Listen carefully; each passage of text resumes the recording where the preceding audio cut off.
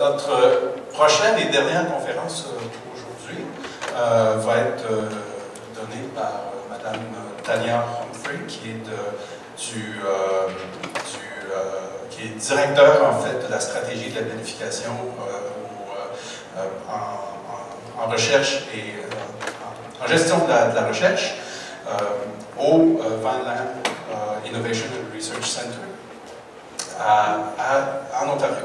Alors ce centre-là est en fait issu d'une vision nouvelle de la recherche chez nos voisins ontariens. Moi, j'ai gradué de l'Université de Guelph déjà il y a quelques années et à l'époque, il y avait dans la région de Vineland, Agriculture Canada et OMAFRA qui côtoyaient leurs centres de recherche un à côté des autres.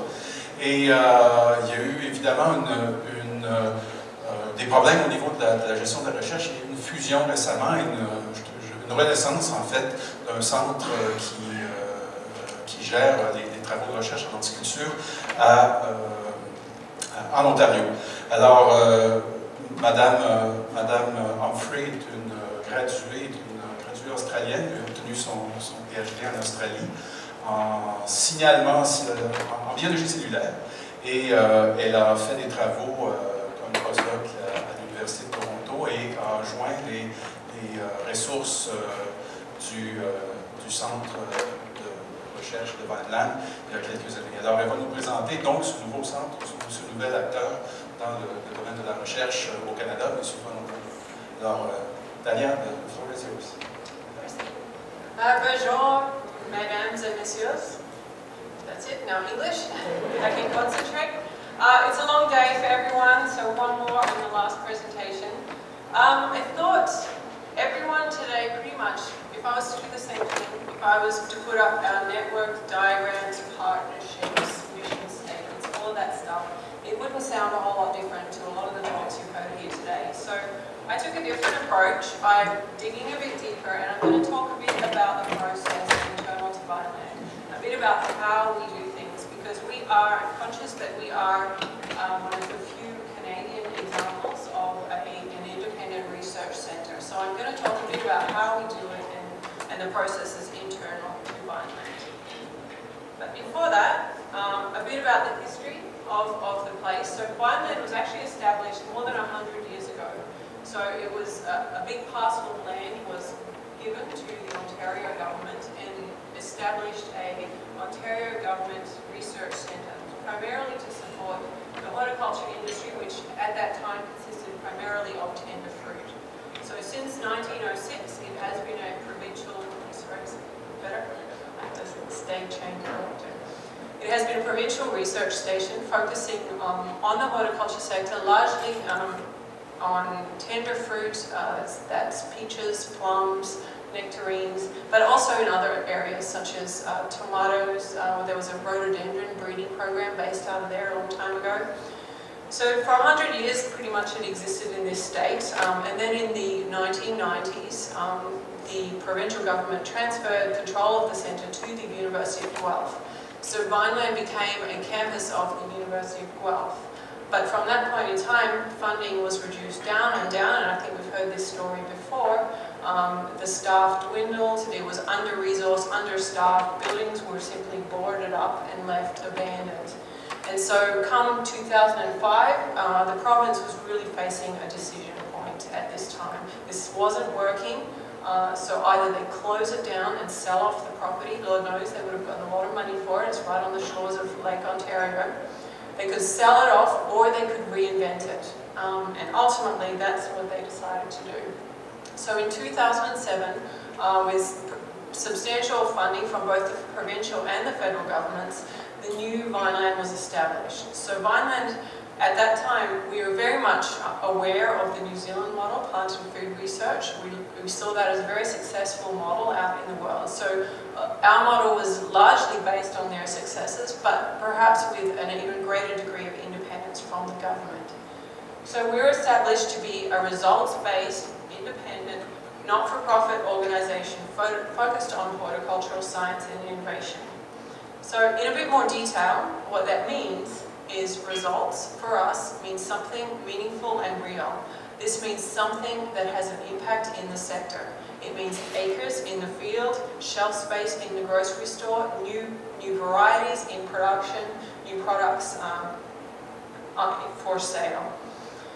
So those are the results for us, and for horticulture, what that means also is the full depth and breadth of the sector. So all the crops within the horticulture sector, that's fruits, vegetables, grape and wine, as well as ornamental flowers, nursery trees, greenhouse production, all of it, as well as the full value chain. So not just the farmers, but the farmers right through distribution, retail, and even the consumers. So it's the whole horticulture sector in its entirety.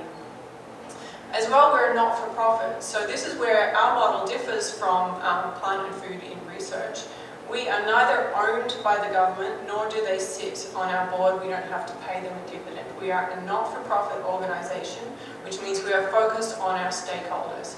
So any revenue that we did generate is simply ploughed back into the organisation to keep it running. So we are independent, as I said. Our board members are entirely made up of individuals from the private sector. And so we have people from retail, we have the president of Longo's grocery stores, the Federation of Independent Grocers, we have producers, we have nursery growers, greenhouse flower growers, peach growers. We have the president of Nestle Nutrition on our board, as well as the chief economist of Scotiabank. So we have a board made up of successful business people across the spectrum, providing input and direction to Vineland. So since 2007, when we were reinvented as this new structure with a significant funding to start up, of course we focused at first on building capacity.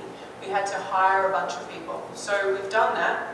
We've established 17 research groups in pretty much every field of expertise that covers the horticulture sector. And so these 17 research groups, of course, have their own technicians and students and staff that supply them.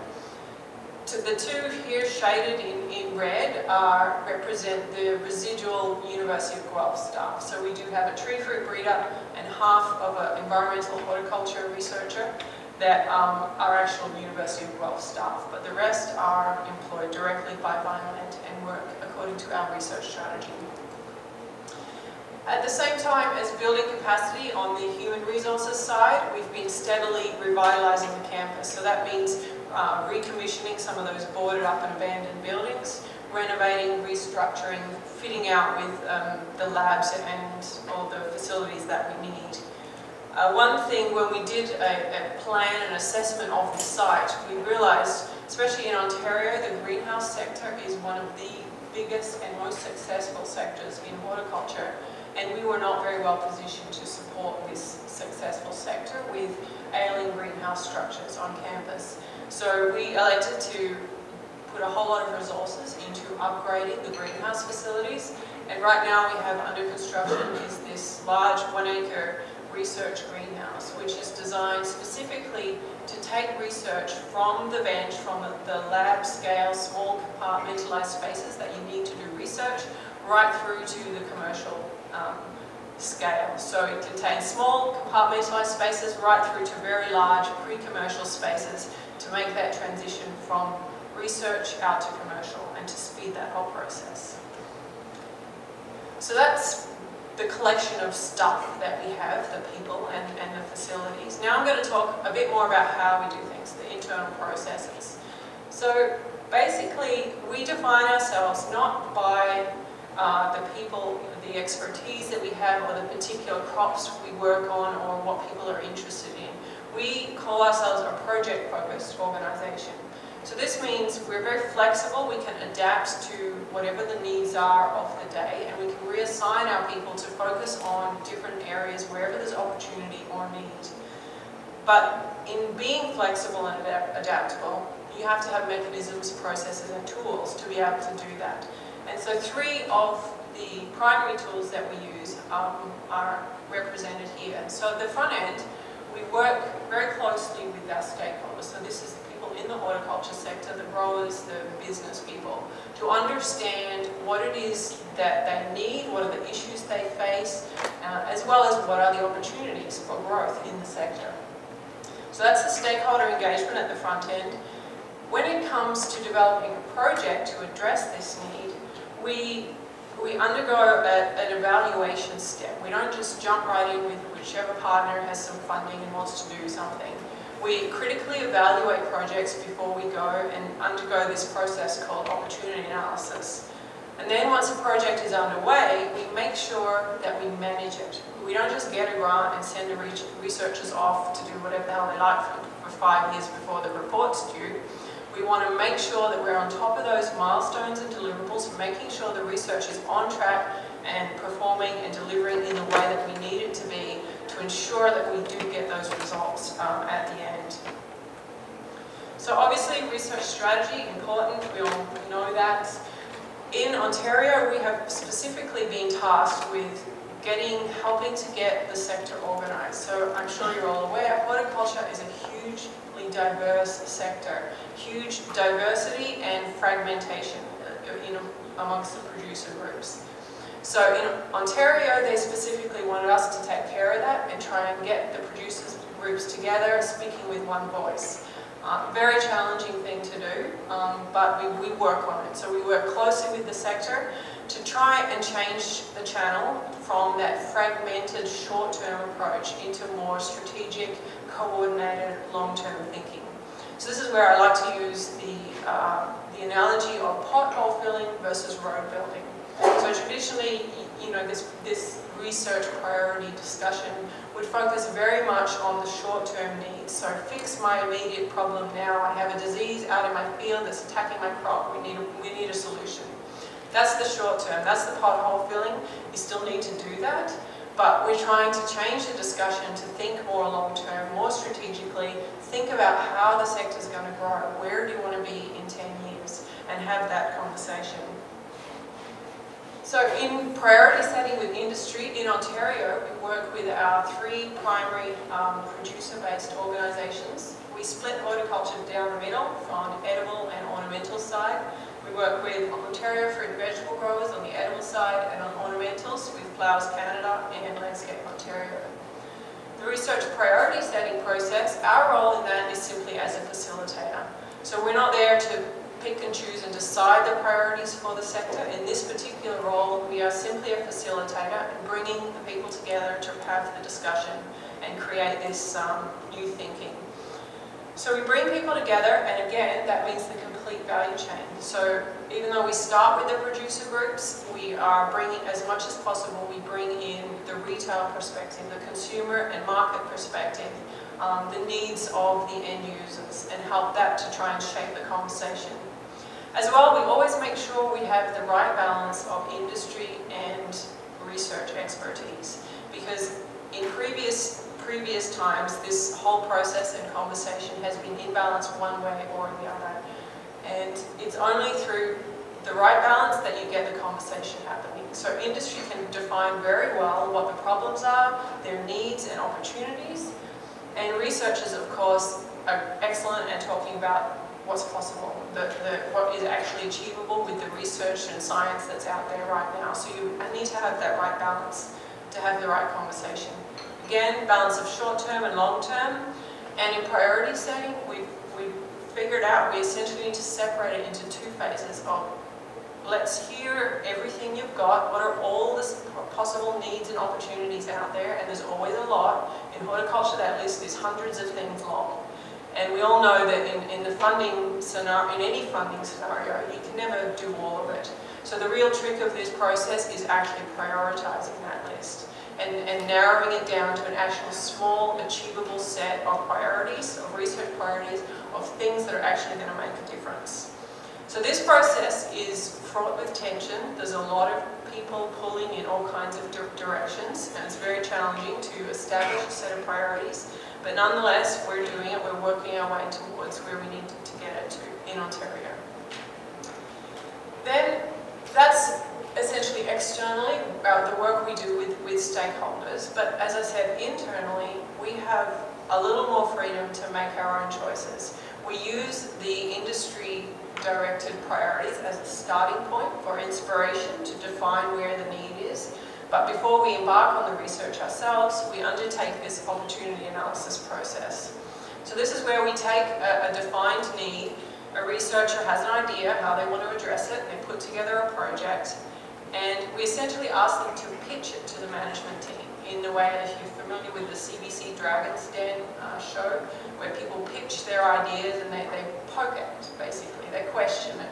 So we do this exact process at Vineland. So essentially, we're looking for three things. So the first is the right customer concept.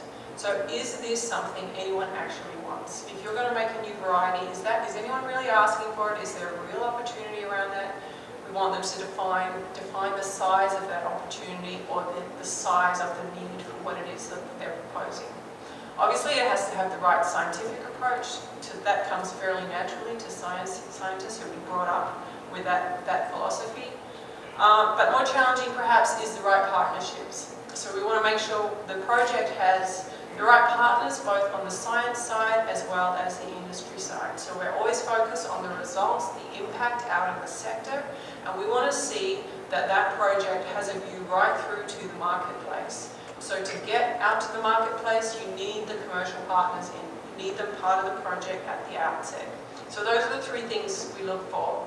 The way it works, as I said, it's like the Dragon's Den pitching process. So basically, we get the researchers to fill out a template that has all of these sections on it. They have to address all these things to describe their project, and they're all fairly standard types of questions, you know, to find the opportunity.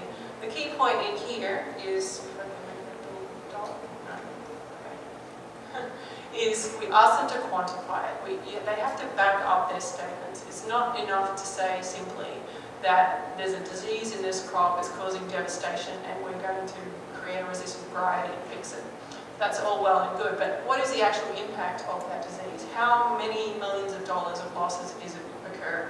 Is the approach you're doing actually going to solve the problem, or is it going to create minor incremental benefits? This type of thing. We actually dig at the whole project design to make sure that it's a sound idea and it's worth investing in.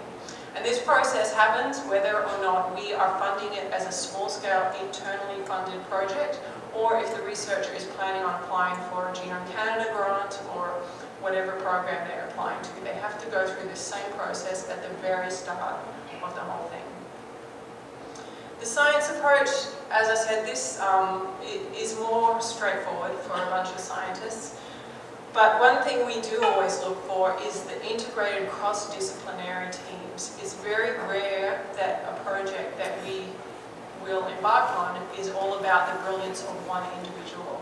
It is really a team approach, and we want to bring in all of the areas of expertise that are needed to actually meet that end goal.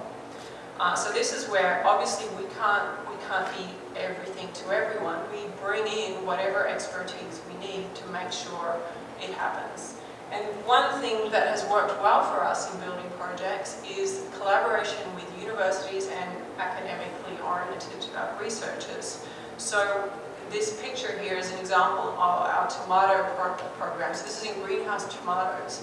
And we've partnered with academic researchers from Harry Klee at the University of Florida, researchers at the University of Toronto, and Cambridge in the UK. Academic researchers who are really great at doing basic gene discovery research and publishing genes that are interesting, that look like they're going to make a difference.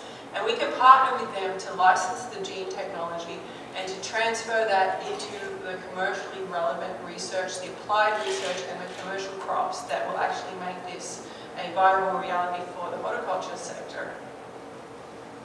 An example here of our scientific approach is in our apple breeding program. So this is a program we've undertaken basically in response to the industry. So the Ontario apple growers recognised a need for new varieties. So Ontario has been losing market share in apples for a long time. There's a lot of competition out there from the US, from Chile, from New Zealand. All these apple varieties coming in, and Ontario growers have been losing out because they haven't been keeping up with the new competitive varieties. So they recognized the need for new varieties. They wanted to embark on this program, and so we've begun a program, and we're taking a complete integrated approach, which using basically all the tools we have at our disposal. So this includes consumer consumer preference mapping to figure out which apples are the ones, which varieties are the ones that consumers actually prefer. Doing biochemistry and sensory analytics to look at the sugars, the acids, the texture, all the flavour components of the apples. And then overlaying bioinformatics and genetic markers, plant breeding.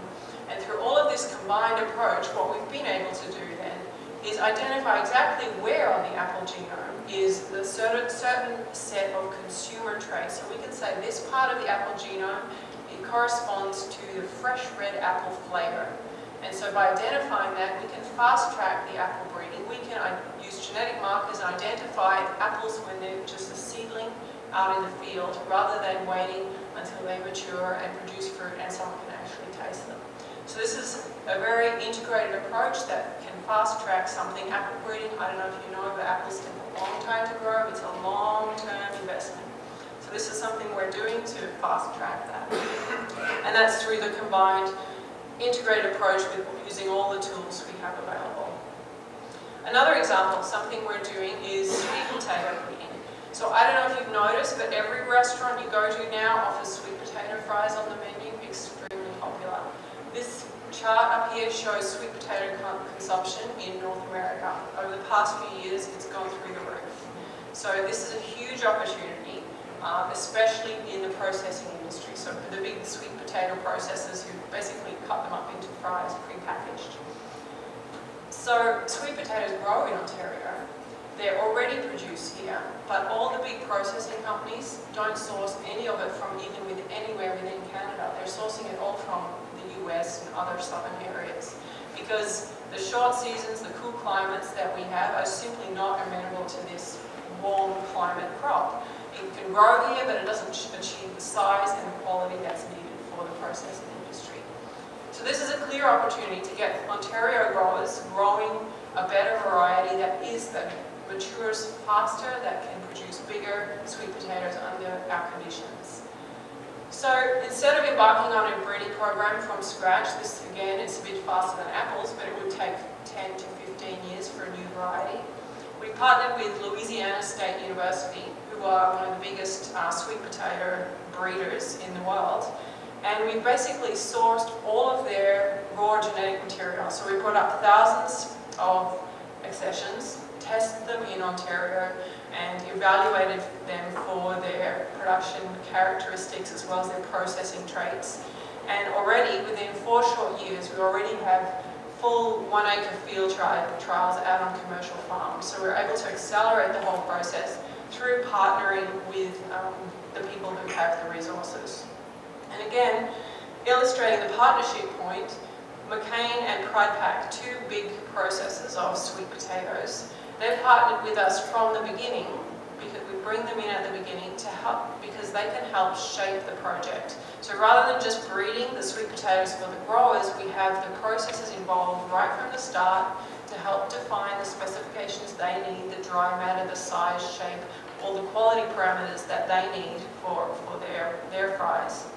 And as well, we partnered with Niagara College, the local college, because they have a training and test kitchen where they can essentially cook the sweet potatoes and feed them to our consumer panel. So we partnered with them to do that. So partnership is a hugely important piece of the way we do business and the way we do research. So as I said, right from the start, we want to see our projects designed with a view right through to the marketplace. So we need to identify the commercial partners that are going to get us there, whether that's McCain's on the sweet potato processing side, or it's a seed company on greenhouse vegetables, that kind of thing. And we need, as much as possible, bring them in at the beginning to help shape the research as it goes along. There's no point in doing years of research and then trying to contact a partner at the end, and they say, oh, I wanted a big one, but you only did medium size, whatever it is. That does not work. So partners critical, and to do that is a lot of effort. We ask this of our researchers, but we have a business development office that's well integrated within all the research programs, again, right from the beginning, to help facilitate the partnership piece, to do the negotiations, to prepare the contracts and agreements, the licensing deals, all of that. Absolutely critical, that business development office. Partners also, they expand our capacity capacity. Through partnership, we have a greater reach, we have a lot more resources, but they also make Vineland national and international in scope. So we have partnerships with Agriculture Canada and BC in apple breeding. In Alberta, we have partnerships in nursery tree production. Quebec, we partnered with the Quebec Lettuce Foundation to do some genetic marker work, as well as with Laval in turf grass research. We've got a lot of partners all over the US to bring in new tree fruit varieties. And in Europe, we have emerging partnerships in the area of roses for commercializing landscape roses. Partners critical again. Another point is that it's not easy, it's not always straightforward, and it changes as you go. Research is a very dynamic thing, and if you've got business partners involved, it's even more so. So an example here is the Appassimento project. So those of you who might be familiar with wine, with the Amarone style of wine out of Italy, this is a style of wine that is made out of partially dried grapes. So the idea is the grapes are partially dried, which concentrates the flavors, allows them to develop, and basically gives you a more full-bodied wine that can command premium prices. So this is a style of wine that came out of Italy, and in Ontario, the wineries, several wineries have been experimenting with this style. So basically to create a better product and achieve value-added increased margins on their wine. So they've been experimenting with this, but basically it's done the old-fashioned way. Grapes are picked by hand, and they're basically laid out on racks in a room, in a greenhouse, in whatever space available, and left to dry. This may work in Italy, in the fall, in Ontario, under cloudy, humid, cool conditions. 9 times out of 10 it results in moldy grapes and no wine. When it works well, but the fact is it's unreliable and it's a huge risk to the growers to be putting all their grapes into this type of process. So 2 wineries in Ontario had gotten together, and they decided they wanted to take a scientific approach to grape drying. Instead of doing it the romantic, old-fashioned way like in Italy, they wanted to take the love out of it and make it scientific and engineer a completely controllable drying system. So they came to us to do that. We have an engineering team who are well suited to doing that work. And basically that's what they did. They developed this drying chamber that's basically kind of a cold room with a vertical airflow and controlled temperature and humidity and this type of thing, and dried the grapes exactly in a controlled way down to the level of bricks that they needed to produce these wines. Worked perfectly. The wineries had the idea that they were going to create, their business plan was to create kind of a cooperative communal drying facility so that local wineries could load their grapes in there and come back 2 months later and they'd all be dried down and ready to go make wine. They've done this model with other aspects of winemaking to make sparkling wine, so they'd seen how it works. But over the course of the research and some due diligence on the company's side, they realised this model is not going to work because growers are not going to want to bring their grapes in and mix them all with other growers' grapes and with potential cross-contamination and disease issues, that type of thing. So eventually they decided that that model wasn't going to work, and instead they needed to produce smaller standalone units. And so what that meant is we had to take this system, and instead of thinking about it in kind of a warehouse type setting, we had to re-engineer it into a smaller, basically putting it into a shipping container. So it's a much smaller unit, and it's self-contained, and then it can be put, every individual winery can have one on their site. So this meant that these wineries were no longer the right partners to have. These guys wanted to make their wine. They're not going to be manufacturing refrigerated shipping container units. So we had to reassess the partnership situation. We had to do a lot of complex negotiations and around all the licensing agreements. But basically, we ended up doing that, and we put out an RFP for a manufacturer. And we got this company, MTX, that's actually based out of Guelph, and they specialise in fruit ripening rooms that they build and develop for retail and fruit wholesalers. So they're well experienced with fruit and this type of technology. So this company is now manufacturing these units. You can see that one up there. It looks exactly like a shipping container, but inside is this drying unit. It's being installed directly on site at the winery. That was this fall, so you can see it's autumn they're ready for the grape harvest, and the grapes are currently still in there and drying for production next season. So this is one of our success stories, but once again based on partnership. So partnerships, extremely important. Results, extremely important, because for us, we are absolutely accountable for results. We have to, our very existence is dependent on creating real impact in the sector. So we don't have the luxury of what Ian described as core government funding, stable, constant. We are on those 5-year cycles dependent on rolling forward framework currently, and we absolutely have to demonstrate impact or that funding will dry up tomorrow. So it's critical for our existence, and what it means is our funding contract with OMAFRA, it comes with a whole lot of quantitative performance measures that help define that impact. Things such as, licenses signed, technologies created, products that are sold in the store, revenue that's generated, all these specific measures, but also the anecdotes, the stories about the success that we've created in the sector.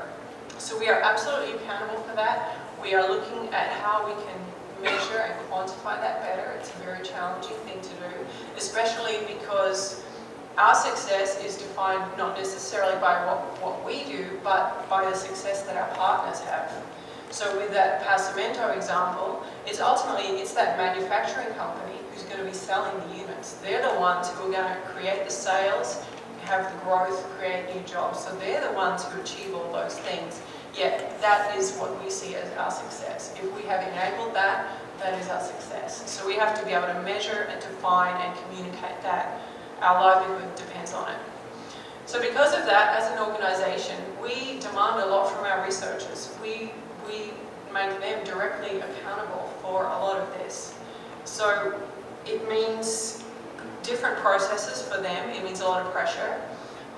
We have annual processes of target setting and reporting. So we absolutely look into each of the research programs. We look right through to see, is it working? Is it achieving what it's saying it's going to do? Is it adequately resourced? Do we need to put more people, more funds onto it to make it happen? We need to define endpoints and create milestones. So the tendency for researchers, once they get into something, especially if they like it, it's their pet project, it's going to go on forever.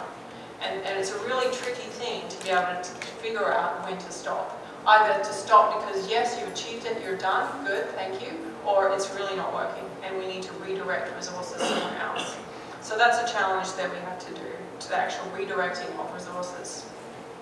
The other thing, because of how critical the partnerships are, we actively manage our partnerships. So this is something where we just installed software. It's a CRM, which is familiar to a lot of people in business. It's client relationship management software, but we're using it basically to manage our relationships with our stakeholders so that we don't have 20 different people within our organisation contacting the same person or different people. It's to coordinate the whole process and keep track of relationships, where they're at, where all the agreement negotiations are, all that type of thing.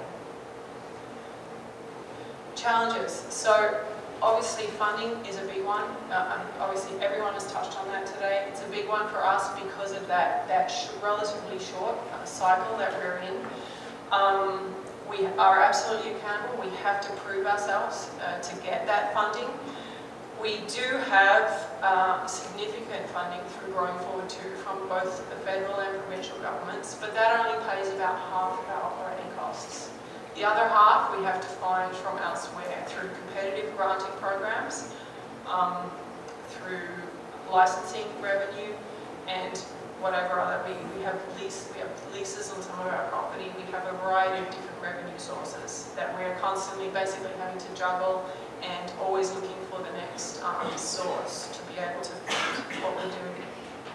Another challenge, as you can see, we have a lot of process. We put our researchers under a lot of pressure, and the culture of research doesn't necessarily lend itself well to that.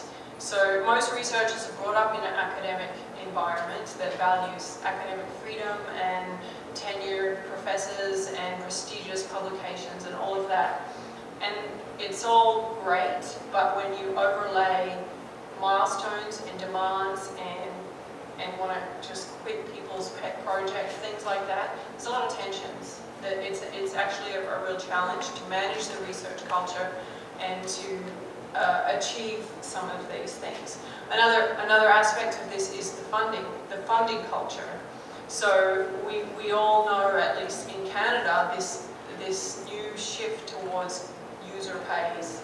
So much more grower money investment and leverage is required to get funded under a lot of the programs. And for a sector that has long been used to getting research for free or for just a nominal few $1,000 investment, this is hard to take, it's hard to stomach, and they're not there yet. It's a difficult conversation that we're constantly having. Culture also, in all of our research, because of our need to focus on results and impact, everything we do is very applied. Some of it's very short term. We have a whole engineering department that focuses on building new equipment. So this is an example of the robotics project where we've built this robotic flower packaging system. So engineers aren't PhD professors. They are basically shut out of a lot of competitive grant funding programs. So it's very challenging to get a research project in with something very practical like this, engineering, despite the fact you might have all kinds of industry investors and people demanding this, and we've got a short-term project that will achieve results, but there's not a whole lot of programs out there that will fund someone who doesn't have a PhD or an academic record. So those are just a few of the challenges. It's not all bad. I think we're doing a great job. Certainly in Ontario, we are being put out there as a model for the way things are going to be. So we were the first ones in horticulture. The next will be in dairy. The next similar, it will be in dairy. In soybeans, they're looking at doing similar environment-like models. So someone thinks it's working. We think it's working. It's certainly a new way of doing things, and it's an exciting place to be. So I'd be happy to take questions.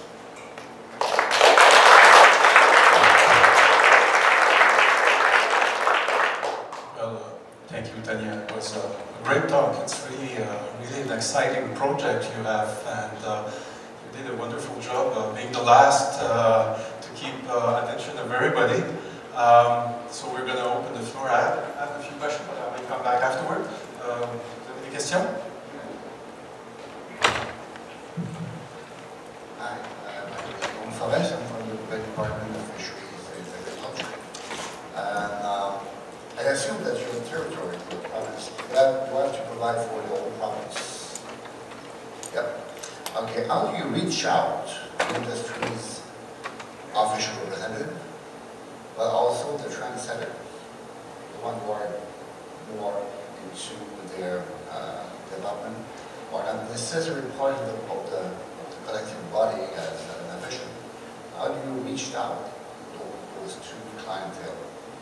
So it's been something that's definitely been a challenge from the start. So when we first started, basically we opened our doors for business, and whoever came could work with us. We would work with whoever was interested. We started projects on all kinds of things, but we had to get more strategic about it.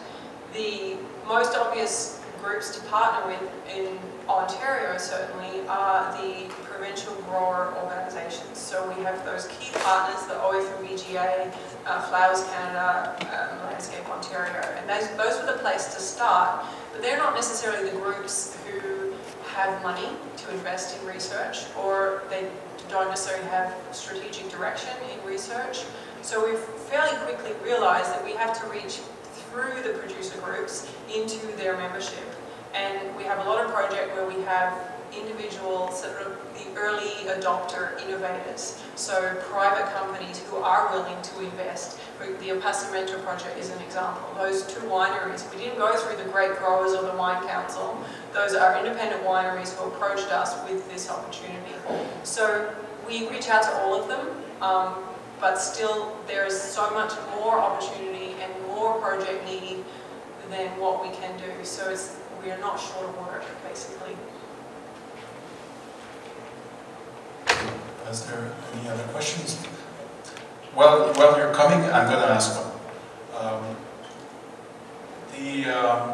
You talked about budget. Do you have? I don't have a nice pie chart like everyone else. So how much is your budget?